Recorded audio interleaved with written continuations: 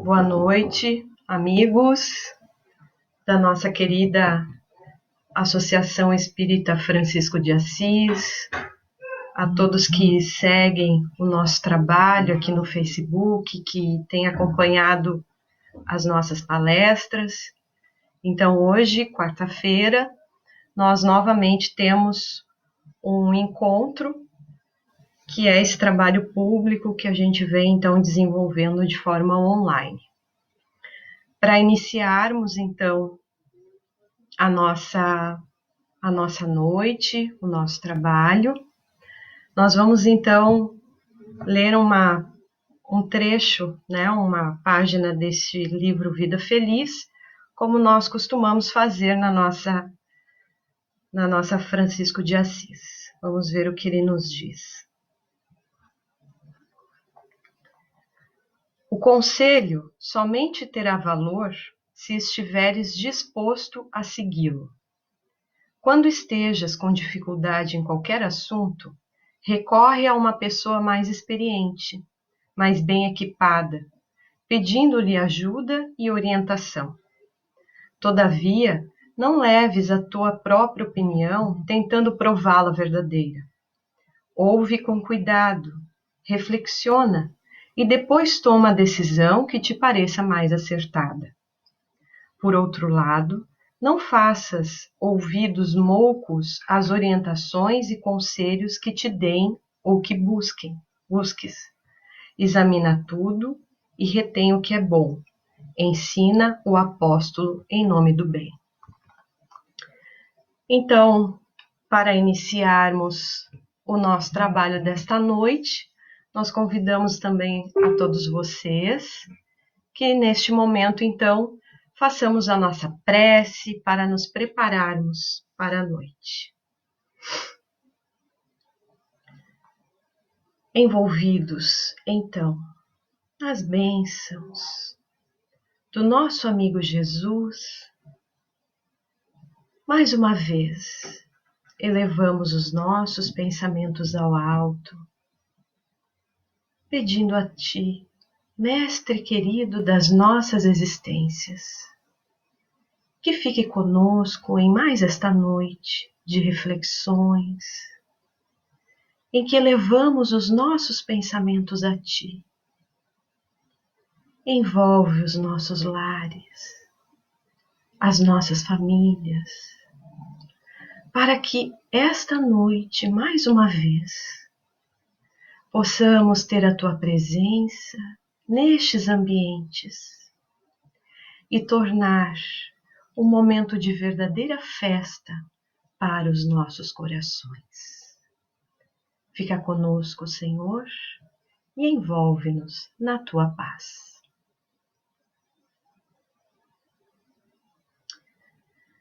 Bom, amigos, então o tema da nossa noite, a gente optou por fazer algumas reflexões sobre esse vivenciar o período de Páscoa em plena quarentena.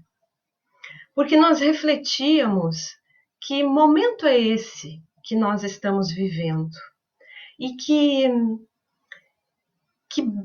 presente é esse, se a gente pode chamar assim. Eu acredito que no final deste trabalho nós vamos concluir que sim, nós podemos chamar de presente. Que presente é esse vivenciar a Páscoa em pleno recolhimento nos nossos lares? Pensando a respeito disso, eu me lembrei um pouco do que a minha mãe contava da sua época de infância, e de repente muitos de vocês vivenciaram isso também. Porque para os católicos, e a minha mãe vem de uma família muito católica, minha avó, e eles vivenciam anteriormente à Páscoa, que vai daquele período do Carnaval até a Páscoa, a Quaresma, conhecida Quaresma. E ela me dizia sempre que a Quaresma, esse período, né, de que a igreja dizia que os fiéis precisavam se preparar para o momento de Páscoa. Então, como é que era essa preparação para esse momento de Páscoa? havia um recolhimento. Claro que era uma forma imposta, assim, mas a minha mãe dizia, não, a gente não podia brincar, a gente não podia falar mais alto, porque tinha essa necessidade do jejum, do recolhimento e tudo mais. E eu fiquei me lembrando disso e pensando também que, claro, de uma forma diferente, até porque nós espíritas não temos essa questão da quaresma em si, né? Não, esse período não é utilizado dessa forma, mas nós estamos sim vivendo um momento de jejum, de abrir mão das abundâncias para viver o menos. Nós estamos vivendo um momento de recolhimento. Nós estamos vivendo um momento de silêncio, em que nós, como a minha mãe dizia, não podíamos brincar na rua. Nós não estamos podendo brincar na rua. Só que este nosso recolhimento, que nós estamos chamando de quarentena, querendo ou não, também tem uma similaridade com a quaresma, no próprio nome, no próprio termo. Esse momento de recolhimento, nós na realidade estamos vivenciando por conta de uma crise. E essa crise, Joana de Ângeles vai nos dizer no livro Encontro com a Paz e a Saúde, ela vai dizer que crise é um termo que vem do sânscrito, do Kri ou Kir, do sânscrito, né? É uma terminologia. E o significado dela, lá na palavra, né? Na terminologia dela, significa purificar. Ou seja, quando nós vivenciamos uma crise, nós estamos num processo de transformação, purificação. E o nosso processo de crescimento como espírito imortal, ele é para que nós nos purifiquemos, para que nós nos transformemos. Então, se o nosso processo é de purificação como espírito imortal, nós viemos nesse crescimento, encarnação após encarnação, para chegarmos a essa purificação, as crises, elas são necessárias.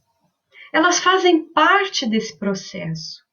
Porque quando ela acontece, diz Joana de Ângeles, que ela movimenta o mundo dentro de nós. Ela faz com que nós repensemos posturas, comportamentos, saímos da nossa zona de conforto para dar uma solução para essa crise, porque ela mexe com a gente.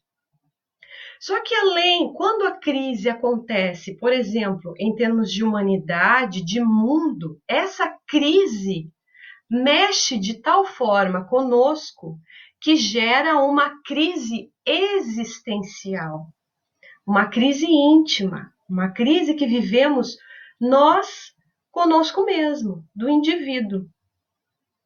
E essa crise só acontece, a crise existencial só acontece porque nós ainda carregamos conosco, pelas nossas imperfeições, algo que se chama vazio existencial. E o que é esse vazio dentro de nós? Esse vazio existencial que nos dá, que faz gerar essa crise? Ele acontece, esse vazio, quando nós ainda não compreendemos o verdadeiro sentido existencial. O porquê de existir. Por que nós estamos aqui? Por que nós vivenciamos tudo o que vivenciamos? Por que passamos pelas experiências que passamos?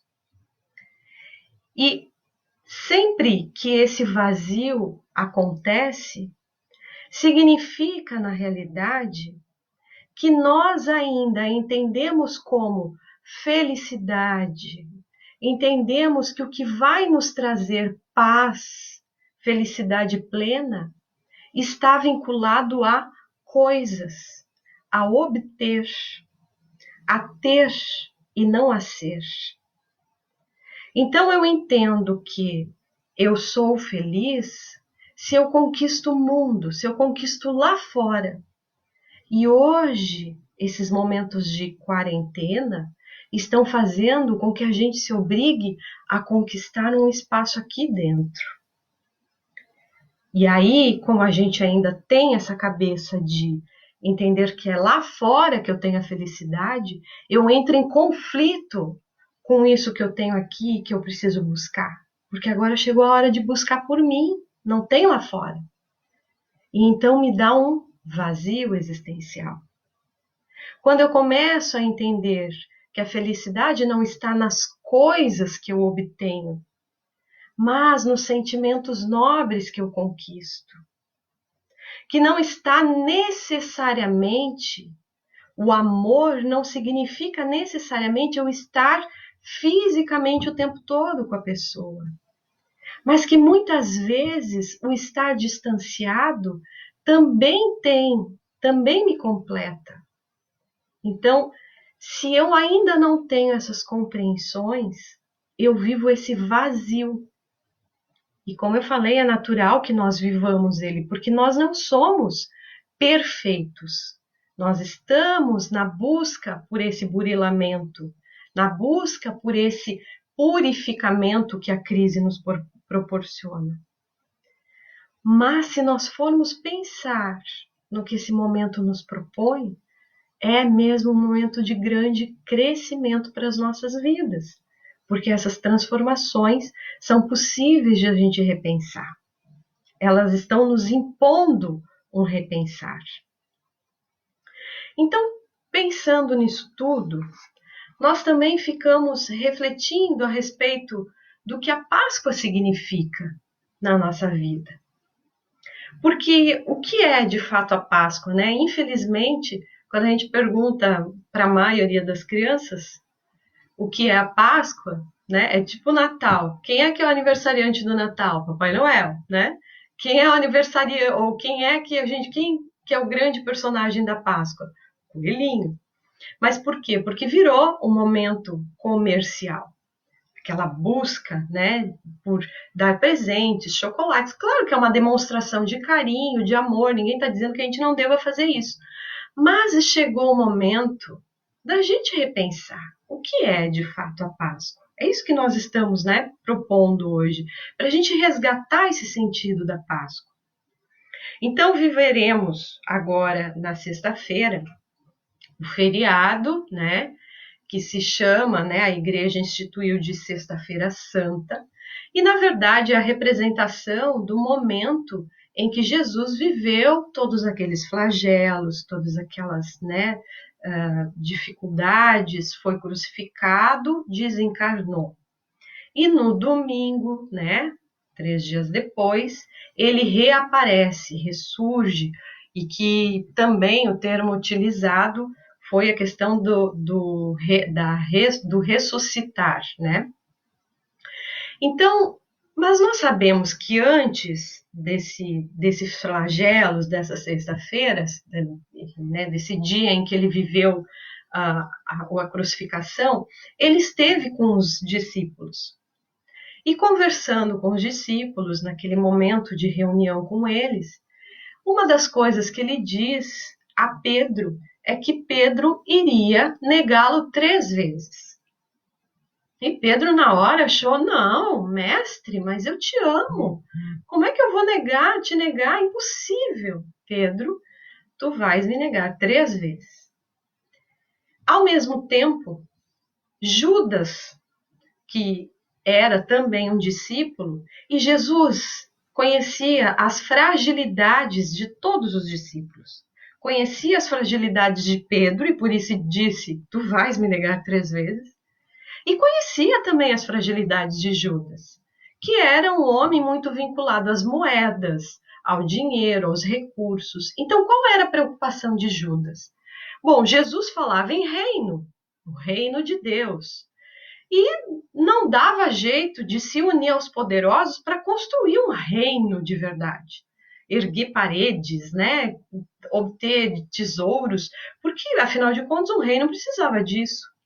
Então Judas, na sua ingenuidade e nas suas fragilidades vinculadas às questões do dinheiro, ele pensou, bom, eu vou dar um jeito nisso aí. Vou fazer com que nós possamos nos unir aos poderosos.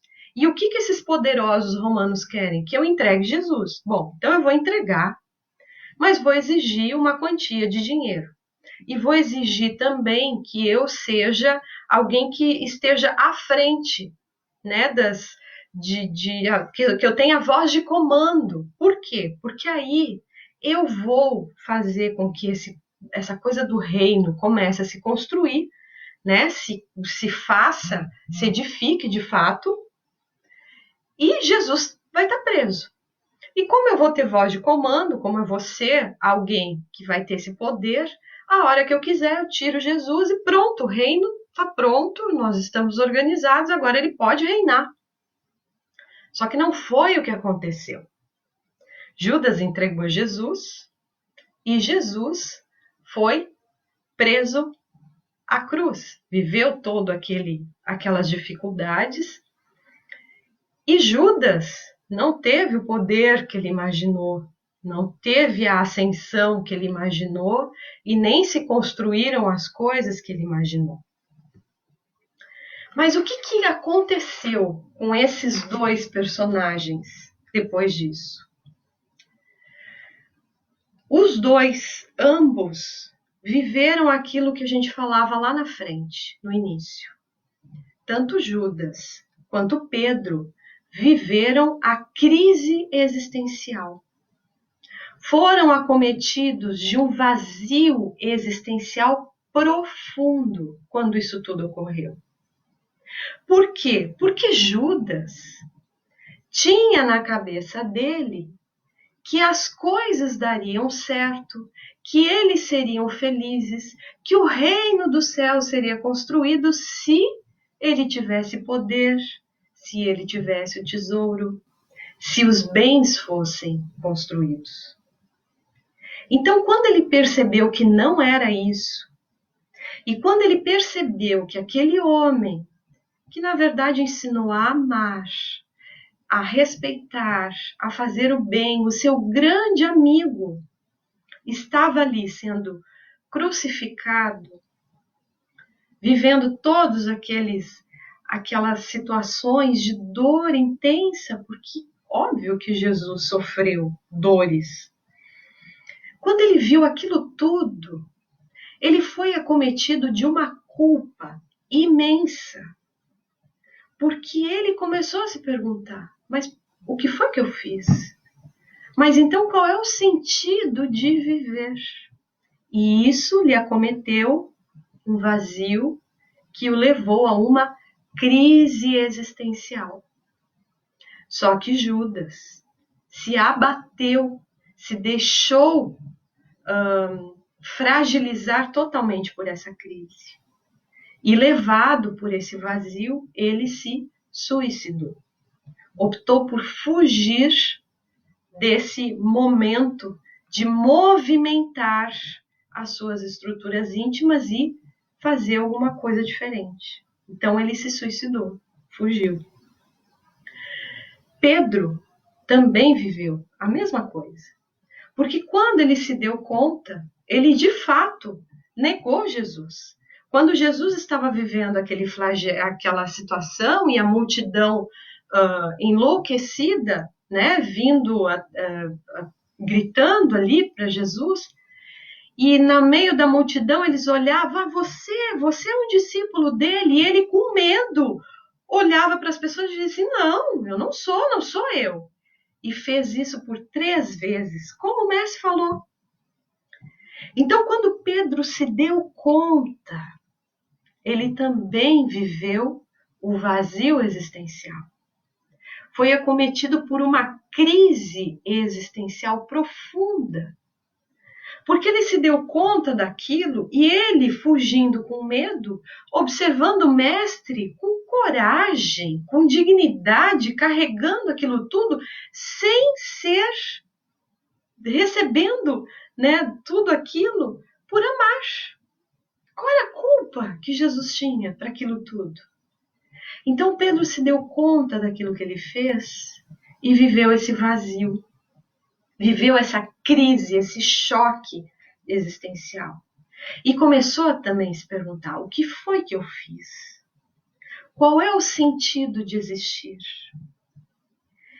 Só que Pedro, diferente de Judas, olhou para aquela situação e usou da crise que ele viveu dentro dele para se purificar, como diz Joana de Ângeles.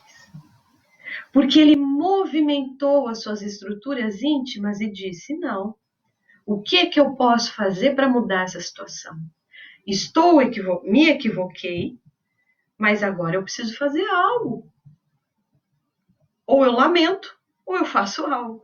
E Pedro resolveu fazer. E foi um dos maiores divulgadores do Evangelho. Graças a Pedro, o Evangelho teve continuidade como teve. Foram construídos templos, foram feitas curas, graças a Pedro. Então essa é uma das primeiras reflexões que a gente quer propor para esse momento de Páscoa. Quais são, o que essa crise que nós estamos vivendo, porque ela está mexendo com a gente, ela está mexendo com o nosso mundo íntimo. Mas se crise é para me purificar, aonde eu estou movimentando o meu mundo íntimo? Como eu estou movimentando o meu mundo íntimo para acontecer essa purificação? Porque ela é uma proposta divina.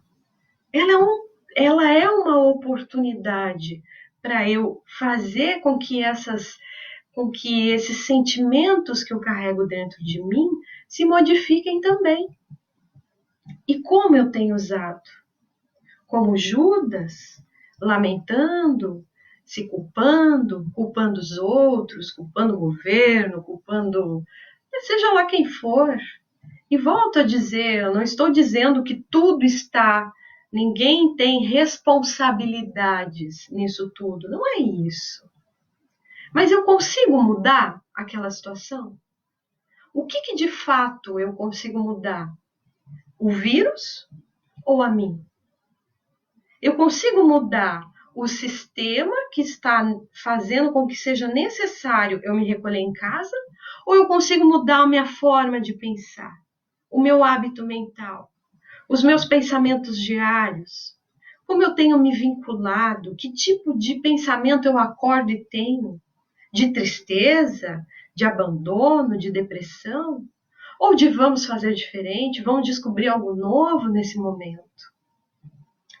Então nós podemos tomar uma dessas posturas, da fuga, da vitimização, do transtorno que tomou Judas, ou do trabalho, da mudança, do propor-se a transformar como esse momento está nos pedindo. São duas opções.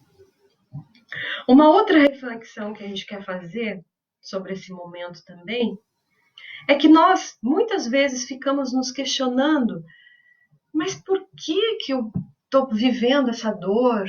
Mas que coisa, será que eu mereço isso? Será que está justo? E aí eu fico me perguntando, o que passava na cabeça de Jesus no momento em que ele foi crucificado? No momento em que ele carrega aquela cruz de vergonha? No momento em que todo mundo grita o seu nome com raiva? O que passa na cabeça dele? Será que Jesus, por algum momento, pensou: eu fiz tudo certo e agora estou sofrendo essa injustiça? Por que isso é tão injusto? Em nenhum momento, eu tenho certeza, em nenhum momento ele pensou isso. E se ele sofreu o que sofreu por amar, será que nós, que ainda temos tanto para aprender, não vamos ter que viver momentos de dor também? Se a dor é o que nos faz crescer, será que elas não vão aparecer na nossa vida? Então a diferença não é sofrer ou não, doer ou não doer, viver a dor ou não viver a dor. É viver a dor como? Como eu estou optando? E eu, de novo, não estou dizendo que viver uma dor não seja difícil, porque dor é dor. Mas como eu vou optar por vivenciá-la? Eu fico lembrando, às vezes, nas obras espíritas, existem obras belíssimas que falam dos cristãos logo após a época de Jesus. Logo que Jesus desencarnou. E quando esses cristãos eram chamados, eram perseguidos, presos e atirados nas arenas para que os leões viessem devorar suas carnes, muitas narrações, e para quem tem interesse, são obras belíssimas, escritas por Emmanuel através da psicografia de Chico Xavier. Existem obras belíssimas, há 2000 anos, 50 anos depois, Ave Cristo, que falam desses cristãos.